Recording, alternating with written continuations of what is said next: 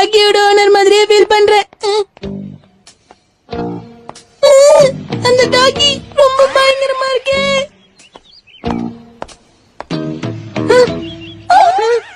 ஷீரோவை பொறுப்பா பாத்துக்கிறேன்னு ஷின்சான் கிட்ட வாக்கு கொடுத்திருக்கேன். அதை நிறைவேற்றணுமே. இந்த டாக்கி கிட்ட இருந்து ஷீரோவை காப்பாத்தி ஆகணும்.